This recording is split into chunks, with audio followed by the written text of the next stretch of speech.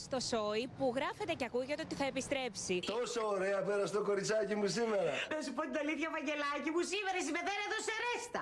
Ξέρετε εσείς γι' αυτό? Εγώ ξέρω αυτό που ξέρουν όλοι οι συντελεστές. Έχουν πάει 2-3 φορές, έχουμε κουβεντιάσει. Σε καλό δρόμο είναι. Η διάθεση δική σας ποια είναι? Είναι να γίνει σειρά, γιατί την αγαπήσαμε πάρα πολύ. Είναι πολύ δύσκολο. Είναι μέσα στα 15 άτομα να συναρμολογηθούν όλοι αυτοί. Τα κορίτσια μεγαλώσουν, θα πηγαίνουν τώρα, δεν ξέρω, πανεπιστήμια, τι θα έχουν κάνει αυτές.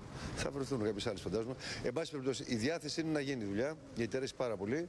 Το αποδεικνύουν τα νούμερα που κάνει, το προβάλλουν 4-5 φορές τη μέρα. Ξυπνάμε πρωί, μεσημέρι, βράδυ με το σόι. Να μιλήσουμε μόνο για εσάς. Είστε διατεθειμένος έτσι να αλλάξετε λίγο το πρόγραμμά σας ώστε να καταφέρετε να είστε στη νέα σειρά εφόσον γίνει?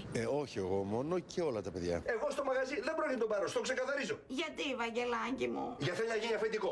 Κάντο να μωρέ και εσύ, αφεντικό γαμπρός μας είναι. Δεν τρώω καλύτερα μαγκάλι κάρνο. Η σειρά θα βγει αν όλα πάνε καλά από τη νέα σεζόν. Φαντάζομαι πως ναι, και θα είναι η συνέχεια το πώς μεγαλώσαμε, όχι όπως το αφήσαμε. Μετά από τόσα χρόνια, 6 χρόνια, πού είμαστε, τι κάναμε. Το φορμάτι είναι ισραηλίτικο, ξέρετε, και με τους Ισραηλίτες έχουμε την ίδια σχέση με την οικογένεια, με το family. Είχα προτείνει μάλιστα αν δεν μπορούσαν οι συντελεστές να συμμετέχουμε κάθε εβδομάδα, να προβάλλετε 3-4 φορές το χρόνο, τις γιορτές, να δούμε πώς μεγαλώνει η οικογένεια. Όταν σταμάτησε το σόι, στο μυαλό σας είχατε ότι κάποια στιγμή θα συνεχιστεί? Αποκλείεται να σταματήσει αυτή η σειρά? Εγώ ήμουν βέβαιος, ήμουν από τους πρώτους και το έλεγα στη Μύρκα και δεν το πίστευε.